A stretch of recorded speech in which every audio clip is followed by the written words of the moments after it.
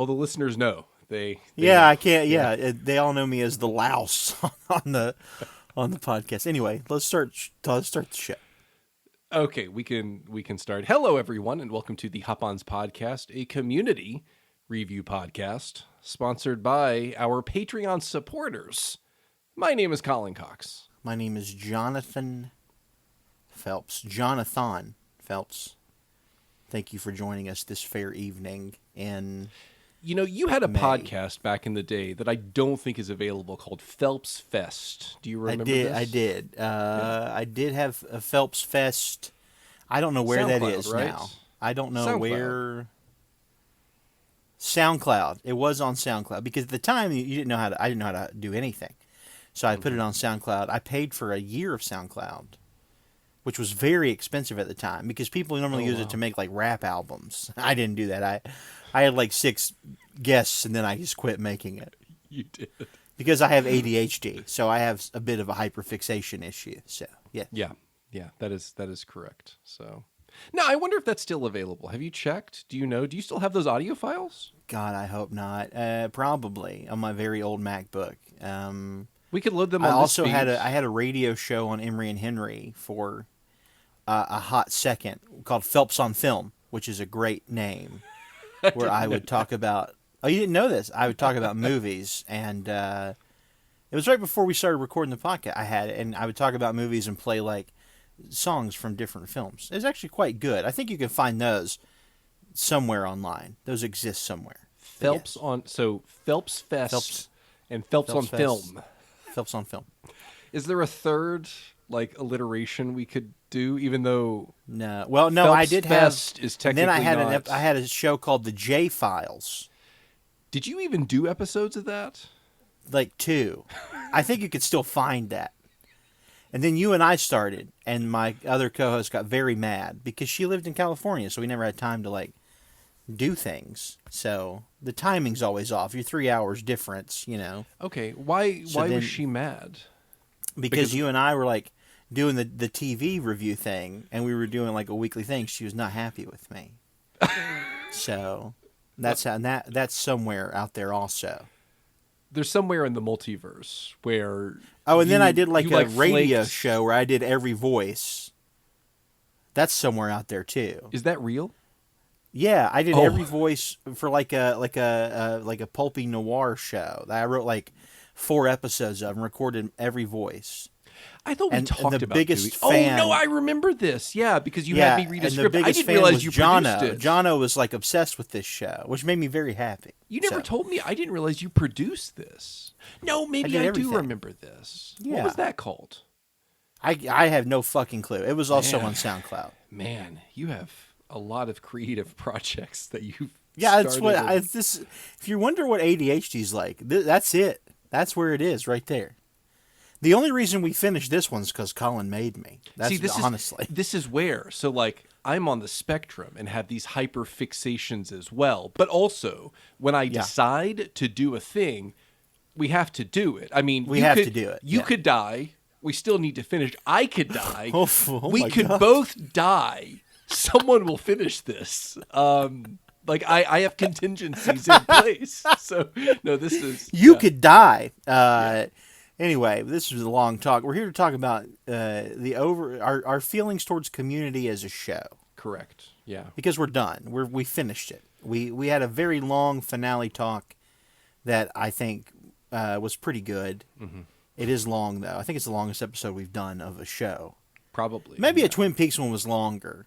Now we do have to talk about at some point we'll talk about some of the Twin Peaks episodes we did. Maybe that'll be a Patreon episode where we can reminisce about more of the sillier times with the special guests that we had at some point.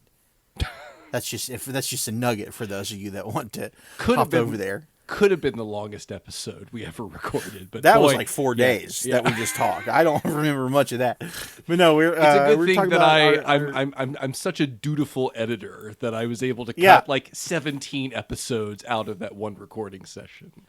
We talked so much that I didn't talk much.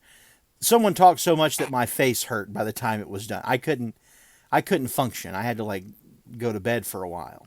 Anyway, we started the episode. It didn't realize that somewhere someone in the red room said, "I'll see you in 25 years," which would signify the end of our recording session for that episode. Yeah, no, I know. Yeah. Anyway, community time. Colin, how do you want to do this? What do you just want to like free flow it, or do you have ideas that you want to talk about? I have some. Hold on. What? What is it, girl? Oh no! I'm sorry. Wait. There's one additional Barker Bite segment in the well. John, it's time for Barker Bite.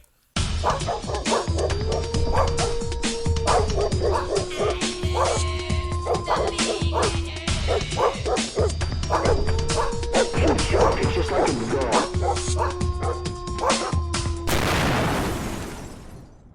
This biggity boy's a diggity dog.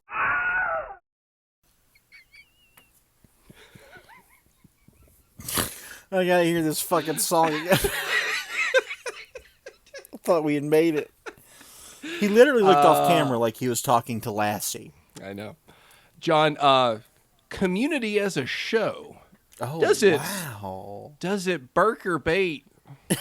So, I've thought about this a lot today. I think, and I know I'm in the minority in this, but I think the last 3 seasons are stellar.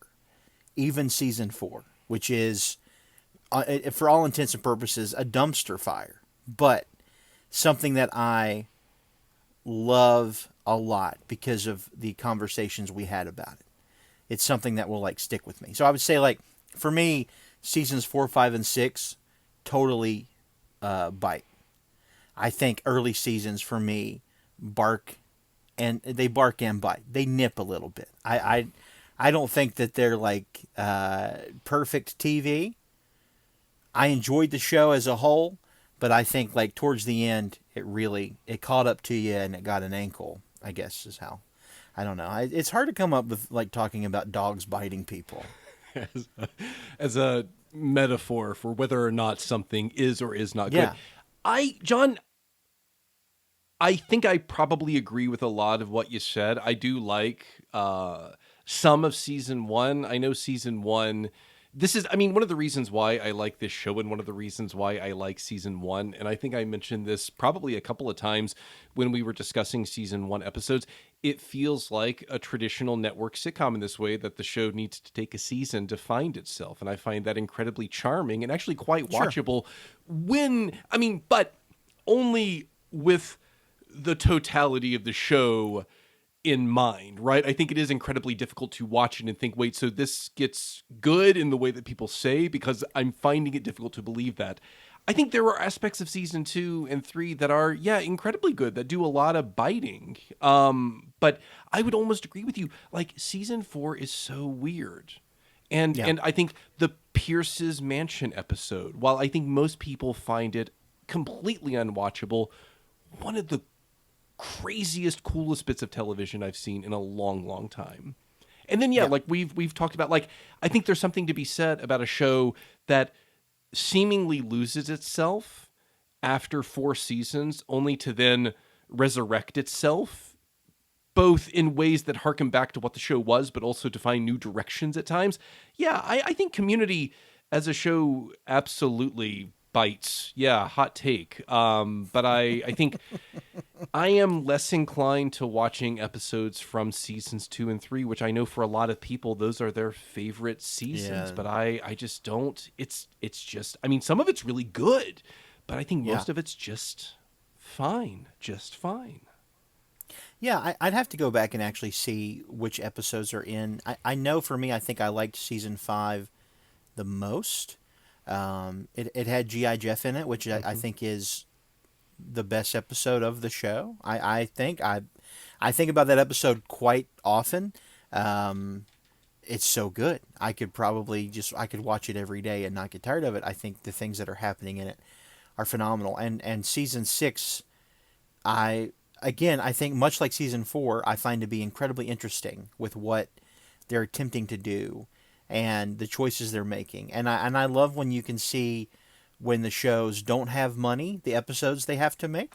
and when they're trying to get the most out of whatever they can, whatever they're dealing with. I think in this season in particular, we went from that episode that was just essentially a bottle episode in the RV to Modern Espionage, which was like one of the best episodes of the show.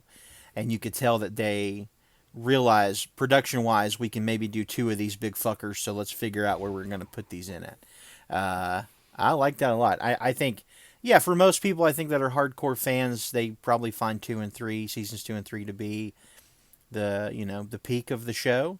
But I think Community as a show really works when you're trying to figure out what is going on behind the scenes, because I think that's just as entertaining as what's happening on screen as well. And the stories they're telling in later seasons they're very compelling versus early on what we're getting, I think. And yeah, I think that's really great, John. And I think what you said about trying to understand or ascertain what was the production budget for certain episodes, you can do this with a lot of television. Maybe not so much with shows like, I don't know, a Marvel show on Disney Plus where they release all 10 episodes at once, but older sitcoms, you can actually mark or track the allocation of resources across a season, because you often see exactly what you described. A big, ambitious,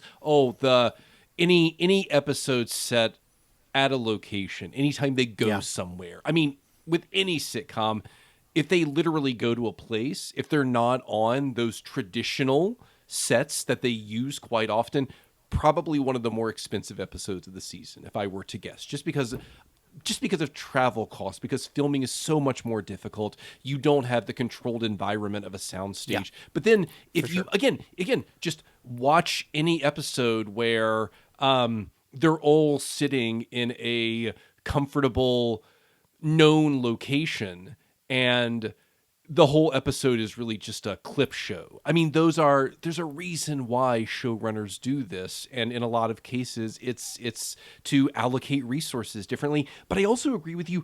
Part of what I like, and I think I've mentioned this before, part of what I like about what Community does, it actively, especially in seasons 5 and 6, finds ways to respond to itself in ways that seem to suggest that it knows and understands that it's made mistakes in the past. I think about the Dean episode from season 6.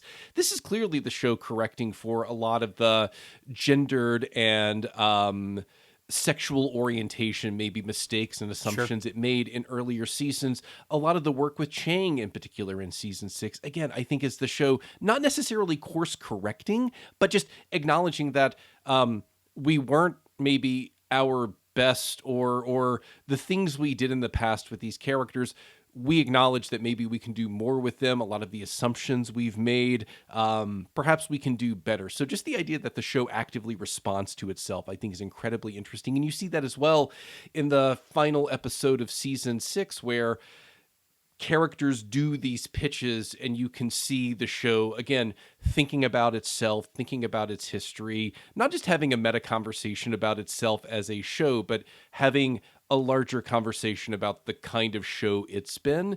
And that's just something that a lot of shows don't do with the same kind of, let us say, force or conviction that Community does.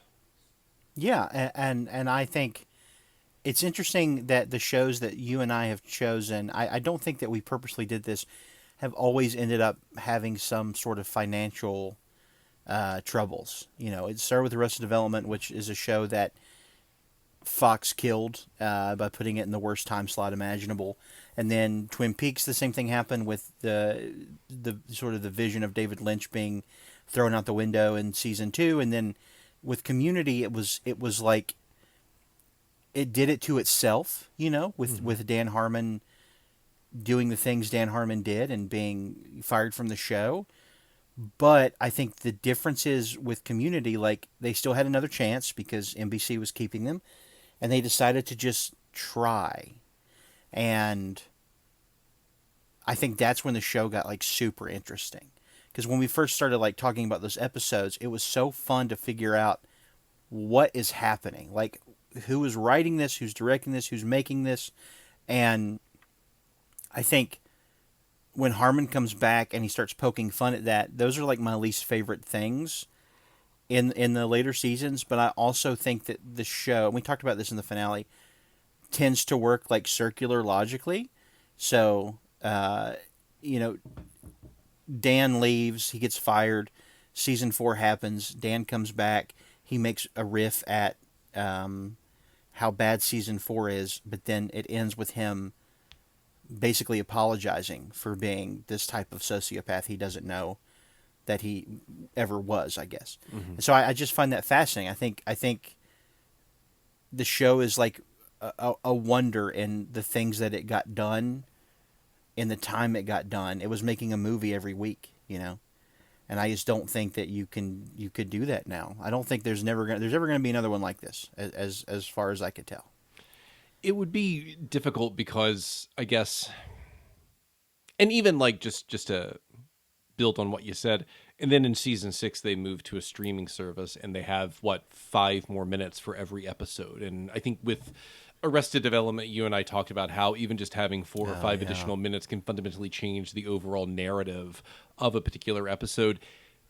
More seamless in season 6 than what we saw with a lot of those Arrested Development streaming seasons. Yeah, for sure. For sure. But no, I think part of what I like about what you said is how, and it's not like Community was the first show to break from the established aesthetics of maybe television or the sitcom.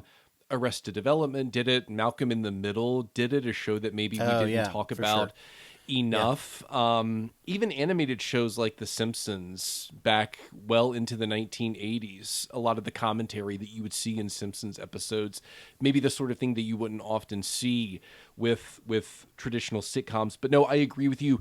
Just bringing the aesthetics of film to TV, while Community wasn't, again, the first show to do this, because you can even think of like prestige television with HBO in the aughts, shows like The Sopranos, for example, were doing things like that. But I guess the difference is that was prestige television. They were given, in some cases, a 1-hour time slot. Community, they were given 30 minutes on NBC. And what's interesting is they were situated either between or around a lot of these shows that became popular because they embraced the mockumentary aesthetic, which is something Community didn't do. So yeah, I think like there would need to be a show that breaks from certain established assumptions about what the sitcom is to do what Community did. But yeah, just because I think what you're also describing, John, is this ambition, right? Like, can we bring the aesthetics of film to television, but not prestige, but not drama, right? Because I think that's a bit different. Can we bring it to comedy and make it work? And they did. I mean, think about that season 1, chicken fingers, chicken, what chicken? Oh, the Goodfellas episode. Yeah. Like the Goodfellas episode. Like, that's an episode that has that so effectively uses the Scorsese aesthetic, but that's not a television aesthetic. That's a film aesthetic, and they do it really well.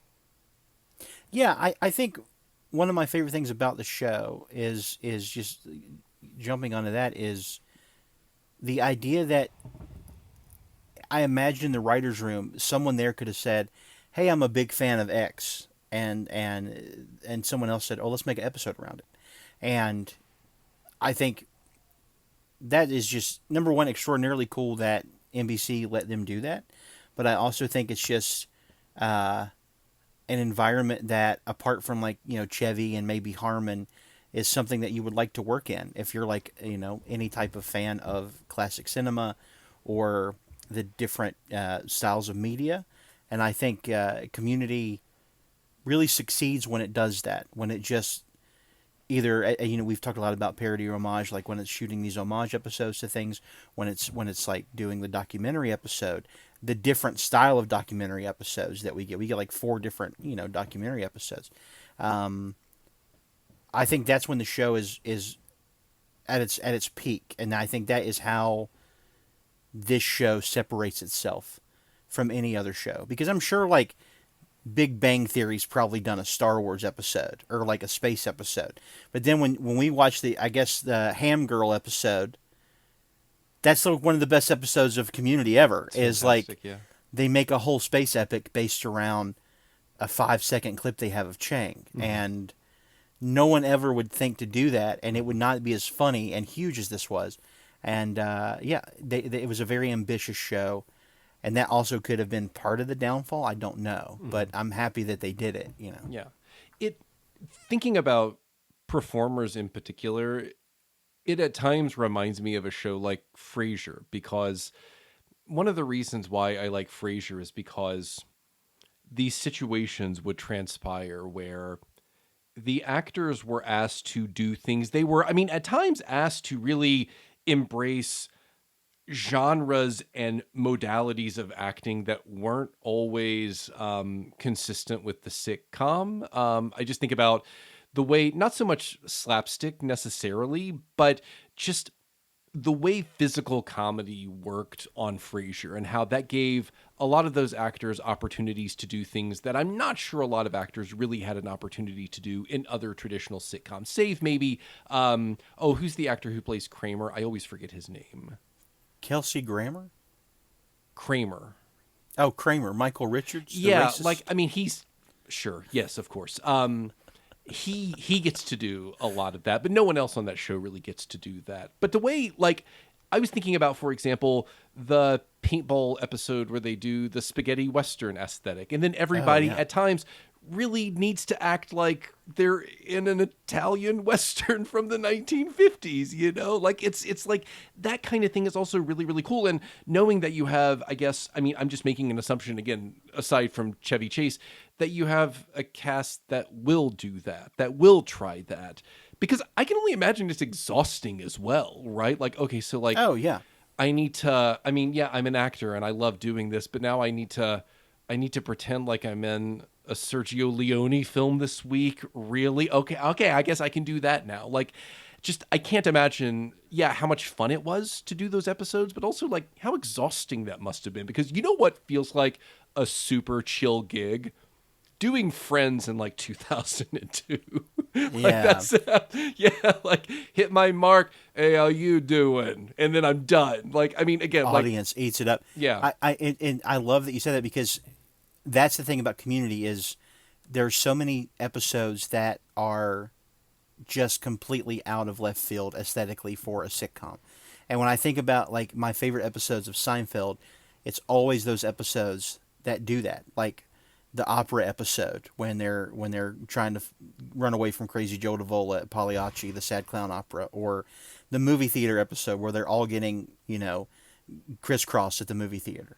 The Chinese restaurant episode. It's like all these things where that show is not just in Jerry's apartment. It's when they're out doing these things. Those are the ones that stick with me. And I think for most shows, like, those are the most memorable types of episodes, but Community was doing it every other week. It's just insane to think they were doing it every other fucking week. Let's do a stop motion episode. Okay, let's do an animated episode. Let's do a musical. Let's do a puppet episode.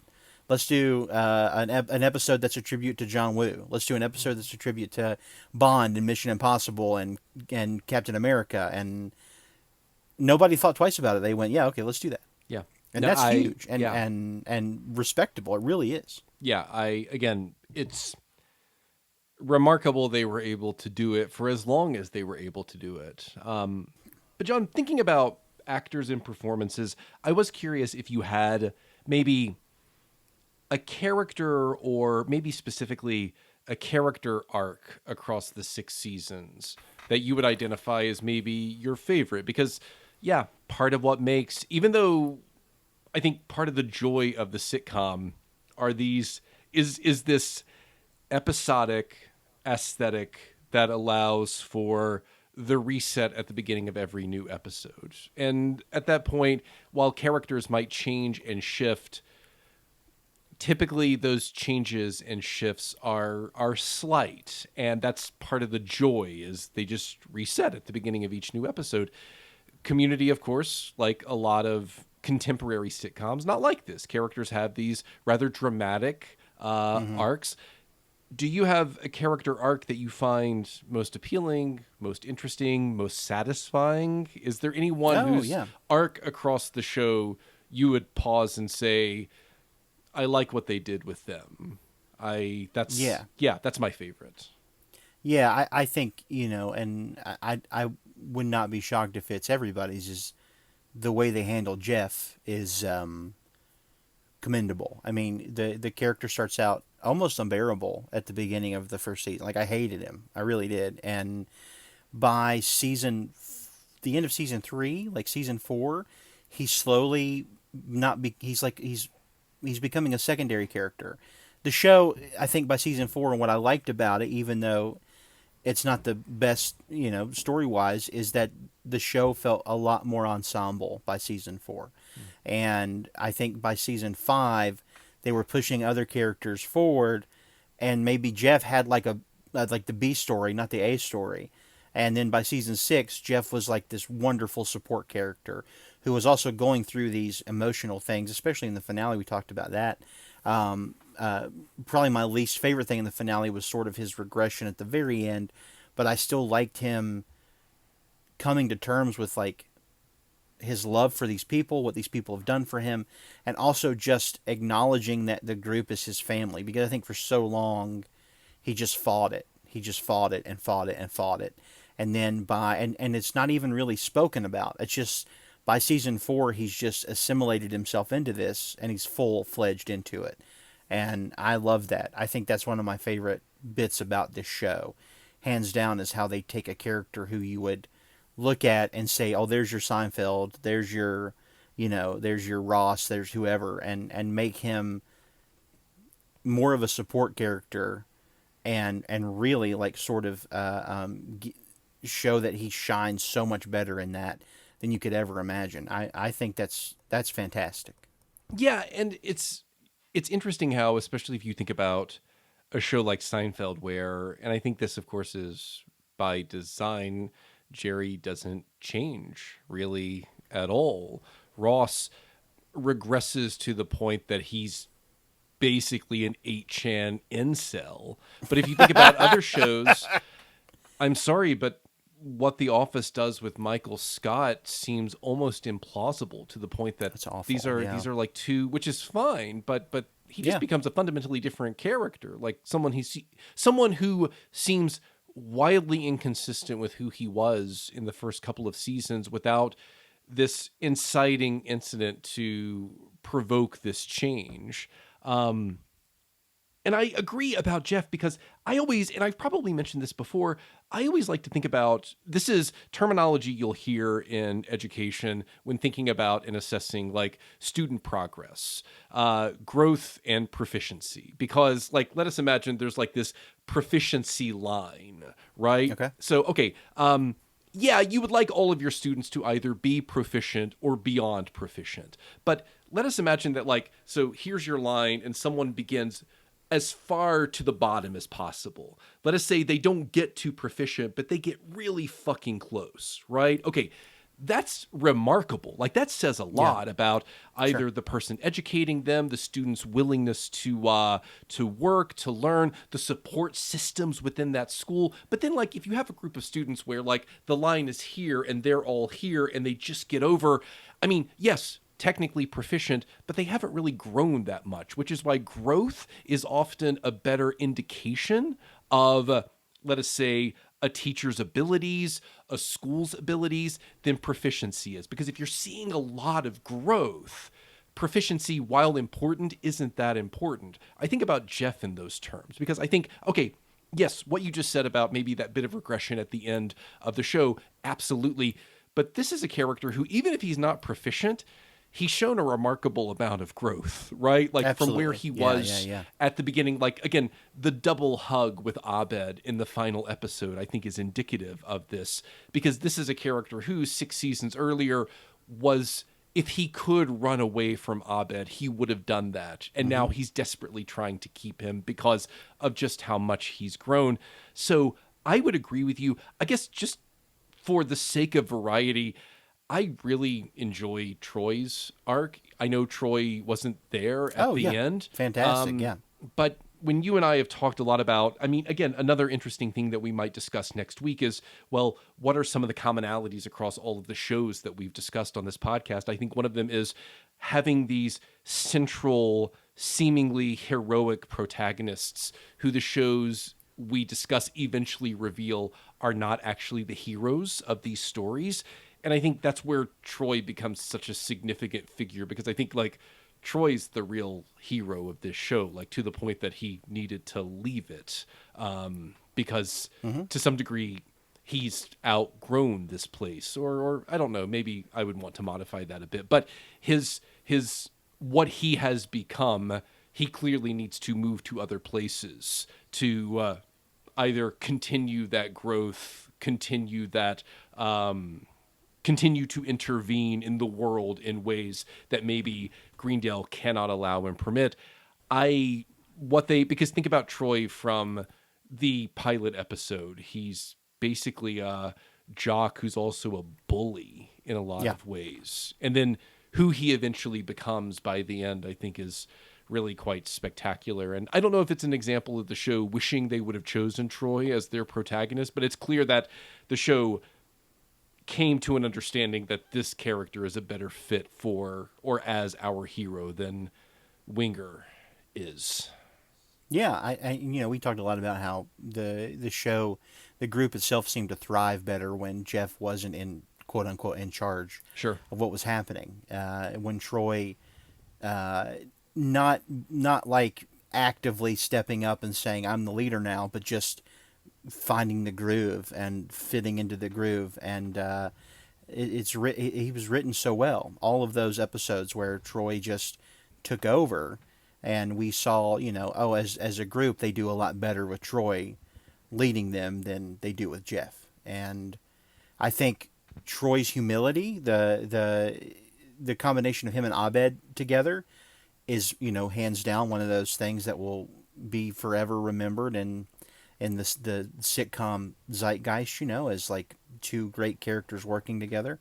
But I think him shining on his own is something the show was quite good at, which also makes me like season 4 a lot when they tried to do the Brita thing that made no sense, because we constantly got to just talk about how fucking weird it was. Yeah.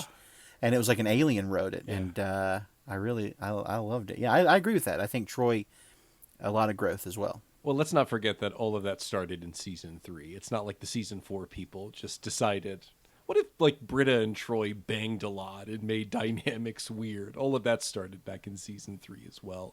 But also like to that point, it is cool how, because like, hey, two male, because it's always male characters, two male characters being friends, and then like people poking fun at them because they kind of seem gay, and then those characters feeling really weird about it. Community never did that, which is something else that I really liked about the show. Like its sex and gender politics are a bit of a mixed bag at times, but Abed and Troy never seem to feel any anxiety about any potential homoerotic readings of their friendship, because I think they would always just say, they don't understand. It's fine. Fuck them. They don't get it. Like, whereas in other shows, like, you could imagine the crisis for those male characters. Like, oh, they think we're gay. I guess we need to go like do we need to go play football? Let's go play baseball. We'll hold bats and balls. Yeah. Phallic objects and balls. I love phallic objects and balls. And then the crowd laughs, right? Because they don't Somebody realize get what they're that clean saying. and put that as like a TikTok of Colin saying that. No, I agree with you, but I do think that, and again, I'm sure we talked about this when Britta and Troy got together. It seemed like the network was throwing out, we got to give like a case of the not gays because something's going on here. And then when Troy leaves, the longing that Abed has for him is not. I mean, it goes above love, Yeah. And I think the show's good at showing that it's not about friendship. But yeah, you're not wrong. I was thinking about, like, they would do a whole episode of Friends if, like, Joey and Chandler touched hands accidentally. Yeah. They would do, like, a whole episode about that. you Yeah. know?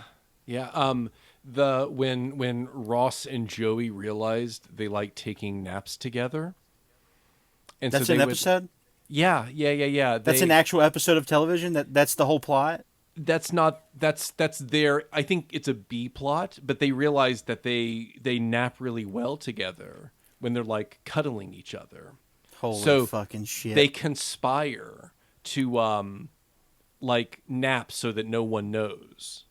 And everyone then eventually discovers this. And so then it becomes, oh, you guys are weird and gay. Look at all your weird gay stuff you're doing here. Even though it was just like two people sleeping in the same space. That's all it was. So Wow.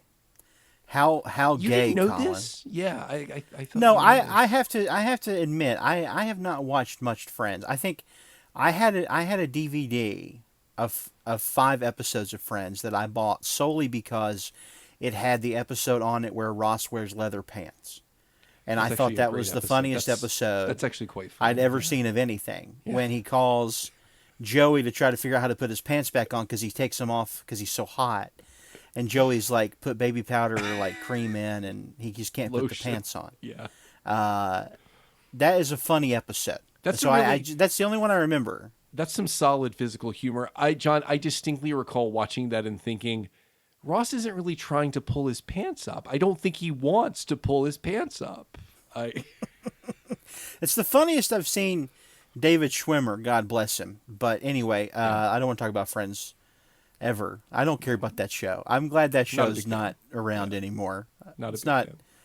No, not my favorite. I do want to say, and I was thinking about this earlier because we're 25th anniversary of The Phantom Menace just hit. You know, a film that like scholars have gone back and looked at, and still is like it's a giant sack of shit, and it is so bad. But Yeah. the production of that film is so insanely interesting to me. I Yeah. would watch documentaries about that, read about it constantly. Oh, the Phantom Menace documentary that I cannot believe they released, because okay, so it has like strong Heart of Darkness vibes. Isn't that the documentary for about sure. Apocalypse Now? Where like Yes, it's yes. it's clear like this was Lucasfilm actively filming themselves thinking this will be the most amazing thing. People will love, and then just like George Lucas saying the craziest shit, and then it cuts to like everyone's like, yeah, George, let's yeah,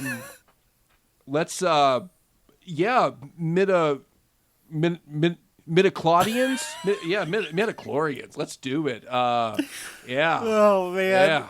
The shot of him where he's showing the actor how to walk like Jar Jar. Anyway, there's a great that made me think about, I think years from now, people will look back at season 4 of Community and he's doing the walk. It's crazy. And think that same thing, like what happened? We want to know what happened. And I really love art that does that. I love media that has like all these stories around it.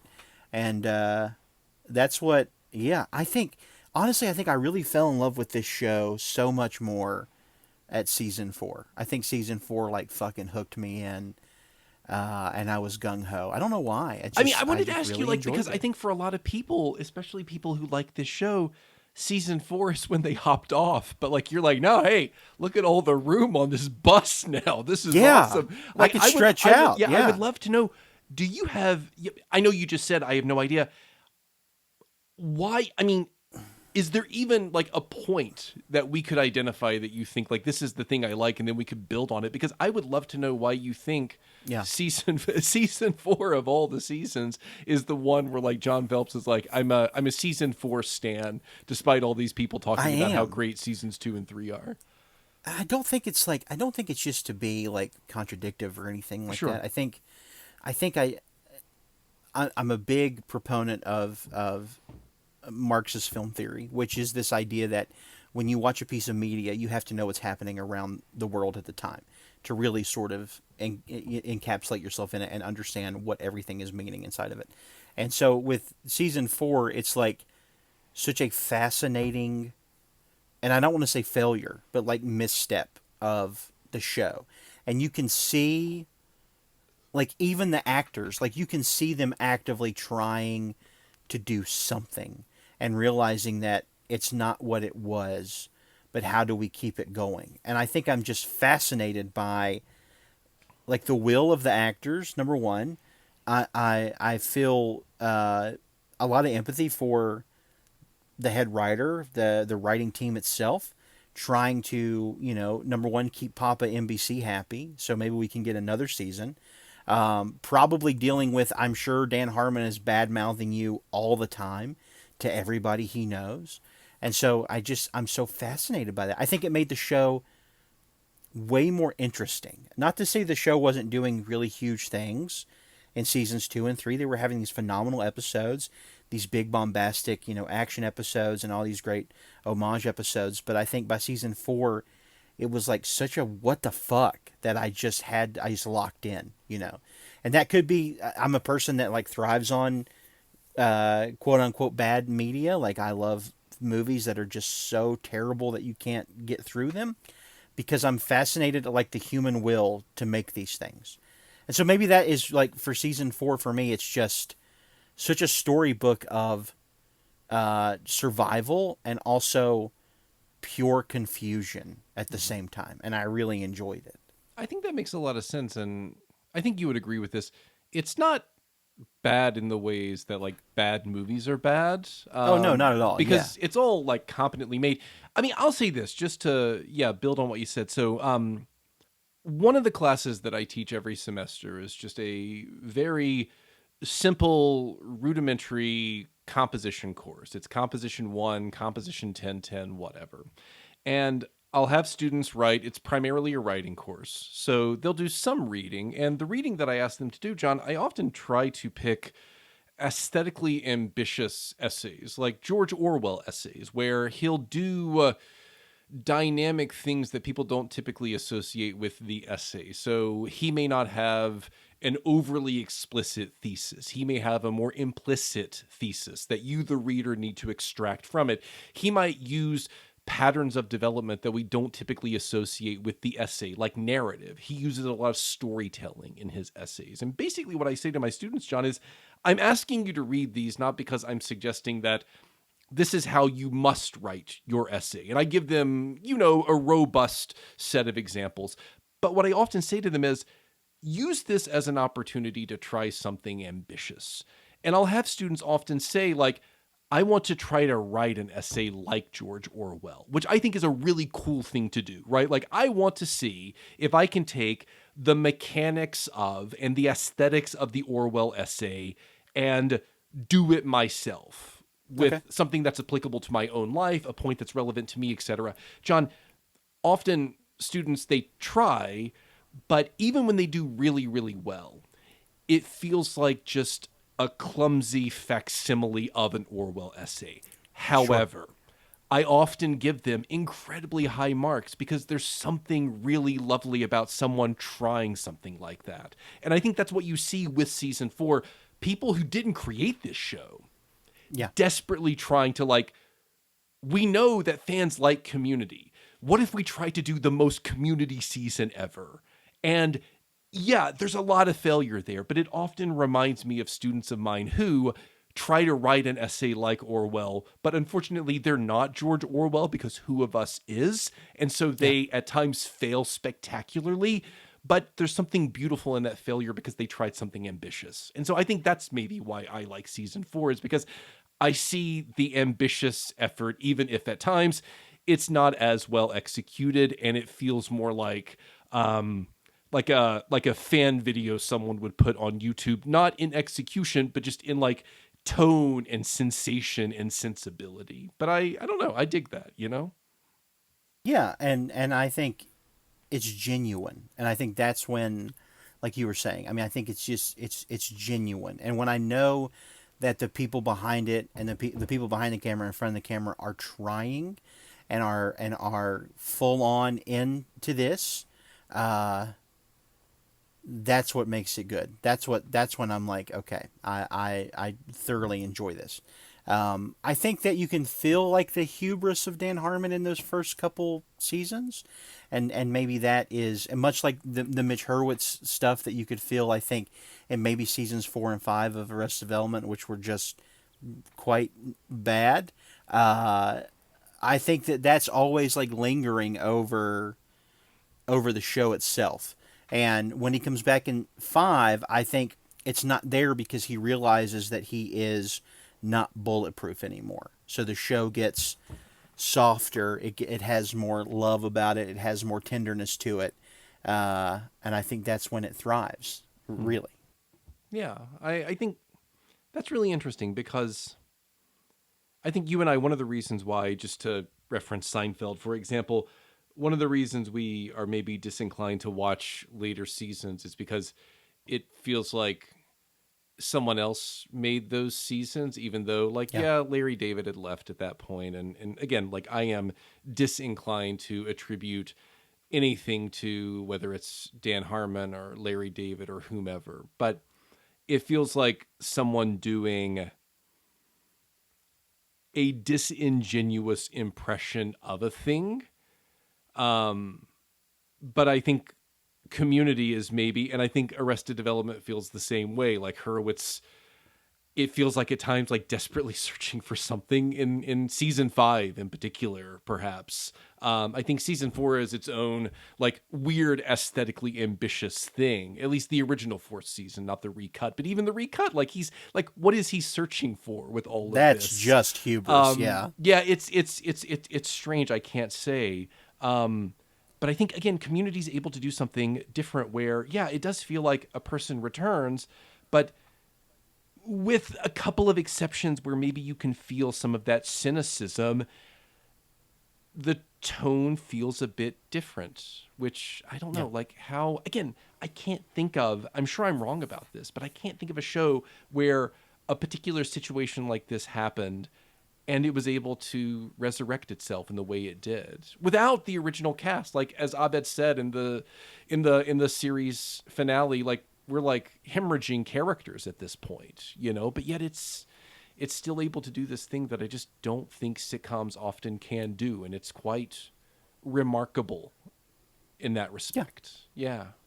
I completely agree. I am ultimately very glad that we chose to watch this show. I think it will. There are episodes and moments that will stick with me, forever. And I think the podcast really hit its stride like those last 3 seasons. I think we were like just so funny and so like we had so much to talk about, and I think it was just like. It was just like this perfect peak. It's a good time to go out, really, because I think we're at the point where I don't know if it gets better than this, and I think that's great. That's how I feel about it. It's always good to, as Seinfeld taught us, like leave the party after you tell your best joke. So yeah, that one funny thing. So, have you ever done that before? Told a joke and then just bailed. On a party? No, I've never gone to a party. I've gone to like 2 parties in my whole life. So, no, like I don't know. Had a moment where you said something so incredibly funny that you didn't anticipate, and then you just thought, "I need to leave now," so that I gotta get out. Yeah, I can't top it. No, I'm sure I've like done that, but then in my brain went, I can one up it, and then it just falls flat. That was George's mistake, right? Yeah. That's what you did. I often say this in class. Costanza. If I say something that like everyone thinks is really funny, I'll often say like I should pull a Costanza and just cancel class and just say we're done. But then I keep going and I ruin it. So yeah, I know. Well, I had sex with your wife. That's one of my favorite George moments. His wife is dead. And he just walks out. Oh man. Was he still working for the Yankees at that point? Yeah, and he flies across the country. Remember Seinfeld? Jerry's like, you flew across the country, used to zing a guy? Oh, man. That show used to be so fucking funny. Then the woke liberals had to ruin it. I know, right? He got so, like Frogger is technically a gender fluid character. I can't believe Seinfeld went there. So, I can't believe they put that in. I can't believe they went there. Yeah, no, Oh my God. Hey, this is fun. So as we're recording this, so RFK Jr. had a worm in his brain. Is that right? Yeah. What a detour we're going to take. Yes. RFK Jr. And one of those things where, like, I would read what he was saying and I would think in my head, I'd be like, something's wrong with this guy's fucking head, you know? And then today, and it almost sounded like it was just offhanded. He was like, yeah, I had a fucking worm in my head. Hey, Melody. I was like, Melody. Dollars to donuts. He has a worm in his brain. Yeah, he just said that. He just out loud was like, yeah, I had a fucking worm in my head, ate half my brain. And they're like, wait, what? Yeah, it ate my brain. Oh, all right. Oh, follow up. Which half? Yeah. Yeah, there you go. Who knows? Who knows? That's a real thing, man. America's getting pretty fucked up, Colin. That's amazing. It's pretty wild here, That's dude. so wild. Like a word. That's not real, right? Was RFK Jr.? No, he wasn't. JFK Jr. was in Seinfeld. There was that was in the contest episode. That's who. That's who Elaine. Oh yeah. John. She ends up John. losing because she's in the same. She's in the same class as JFK Jr. But then JFK Jr. ends up having sex with Daphne from Frasier because she's a virgin. Right, she loses. But wait, that's not actually Daphne from Frasier, right? That's just No, it's the same woman. I don't know her name. Yeah. Oh, what is her name? She's the British one. I don't know. Famke Janssen. I think that's. I think that's it. Yeah. What a way to end that in the show. With the Famke Janssen reference, I love Famke Famke. Janssen. She was in What's your favorite Goldeneye. Famke Janssen role? She Oh, was. Zinnia Zergeyevna Onatop from Goldeneye. That's her name? Zinnia Zergeyevna. Her last name was On a Top? Onatop. Yeah. Oh my god. We'll see So you there later. were two X-Men in that movie. I just realized that. We'll see you later, Mr. Bond. Mr. Yeah. Bond, because Jean Grey and Nightcrawler are both in. Yeah. Alan Cumming. Goldeneye. Yeah. Yeah, he's a real dick bag in real life. I don't know Oh, if is you he know. really? He's a I real didn't know fucking that. doucher, that guy is. Yeah. Are you thinking of Andy Yeah. Dick? No, I'm not. They do look alike. Yeah. Andy Dick's out of his fucking mind. He probably has a worm in his brain also. That's probably going to come out at some point. No, Alan Cumming. He's a bit of a pompous asshole. I didn't from know what I that. gather. He Yeah. looks great. Looked phenomenal. Great Nightcrawler, by the way. I always liked him in Titus, this 2000. Oh, I've seen Titus. Yeah. Phenomenal film. Julie Taymor, I think, is the person who directed Before she it. did the Beatles movie, Oh, Across the yeah. Universe. Yeah. That's her. She did that one. Yeah, What a she, stinker. She became quite famous in the 90s because she, I think, staged this really ambitious Broadway production of The Lion King. Oh, that was her. That she... Julie Oh, Taymor, okay. yeah. All right. And then she did Titus in 2000, and she did a gender swap version of The Tempest with Helen Mirren as Prospera in like 2010 or Oh. something. Wow, there you go. Yeah. For those of you that have been waiting the whole episode to hope Hey. that Colin would Talk about check that Shakespeare off the films. bingo Yeah. card, if you could. You got that on there. That one's on there, definitely. Yeah. Huh. John, anything Well, else? I yeah. mean, we'll be back next week for one more episode where we just talk about the podcast as a whole big thing. But anything I else? do about have Community? one more question for you. Yeah? Okay. And I thought you would bring this up, but you didn't, so I'm going to ask you. Who, for you, is the overall valedictorian of the show? From seasons 1 through 6, who is your number one favorite character Wow, of the show? man. Do you have someone? I need to think about. I cannot believe I didn't think about this. You know, I think I have two. I think Jeff is my number one. And like if I had to give superlatives to others, I think like Abed's close, but I really genuinely loved Hickey as a character. I think about Hickey Okay. a lot more than I should. I think Jonathan Banks is just a phenomenally great comedic actor that does not get enough of those type of roles. Because he's terrifying.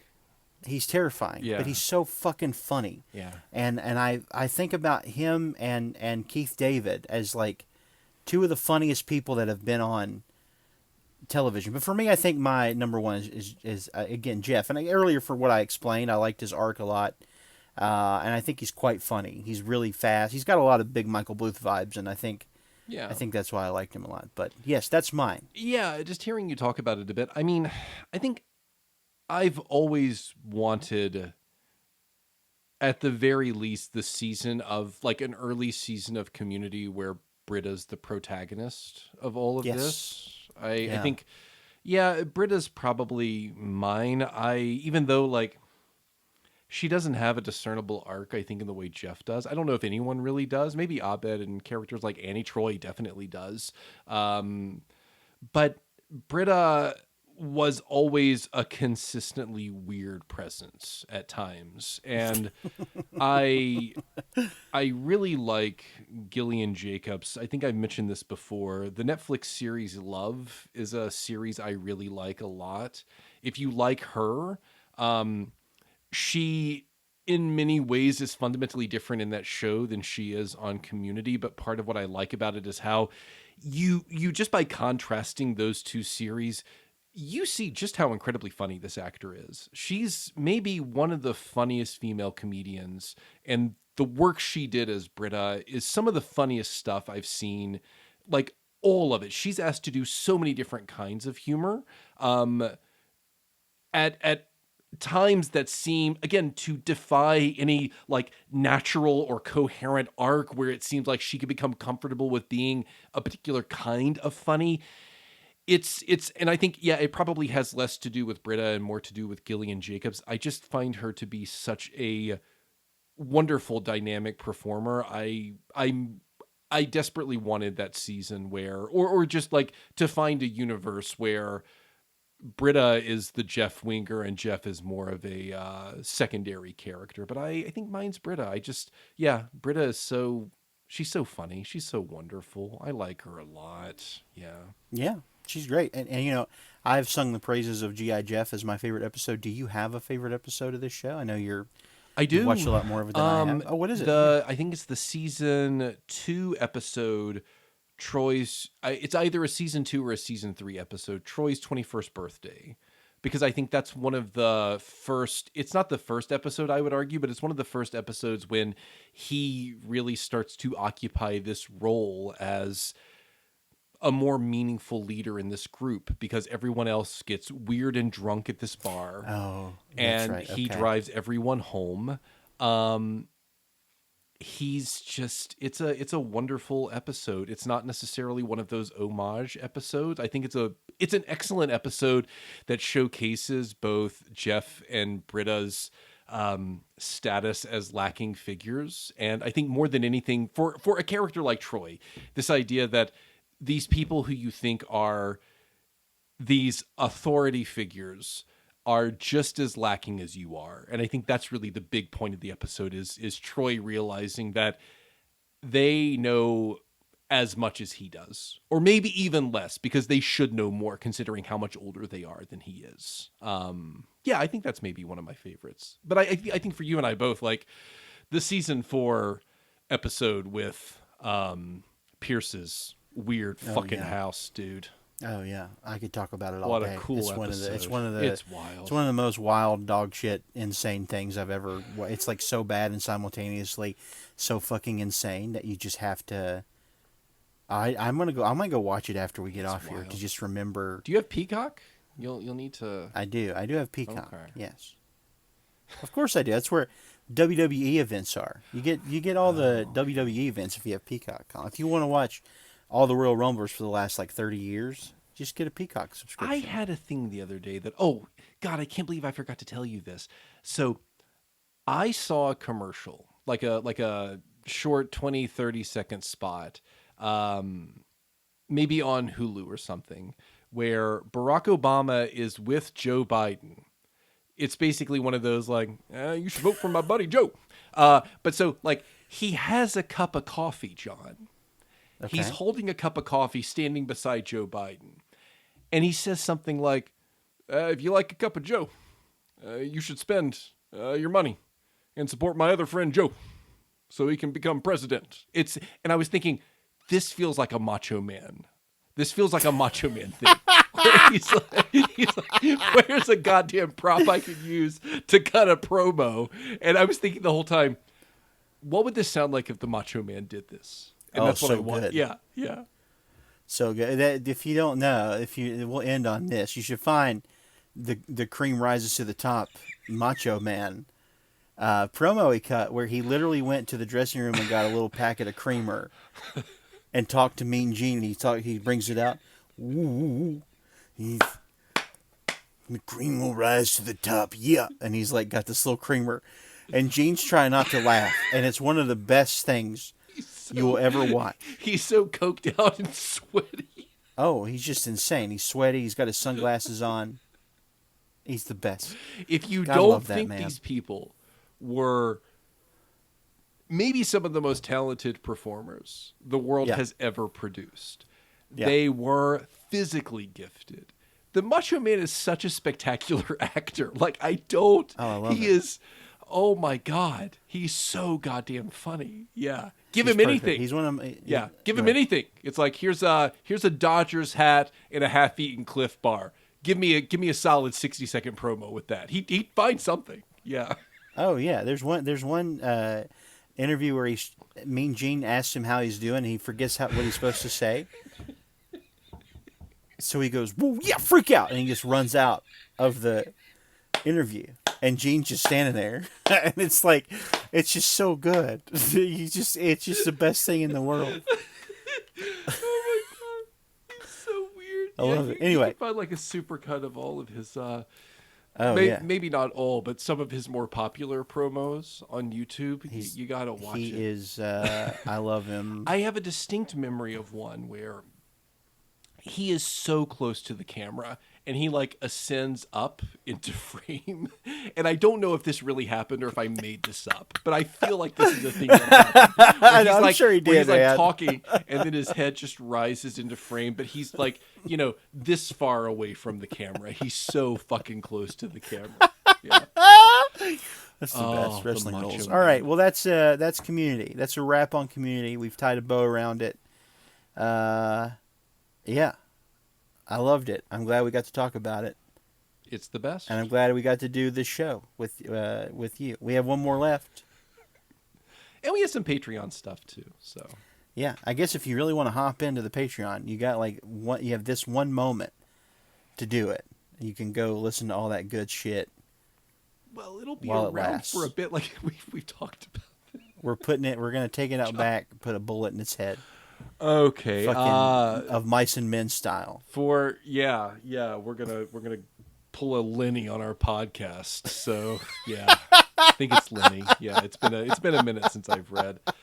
Of Mice and Men. So John, for the Hop-Ons podcast, my name is Colin Cox. My name is John Phelps, and we'll see ya when we see ya. Goodbye.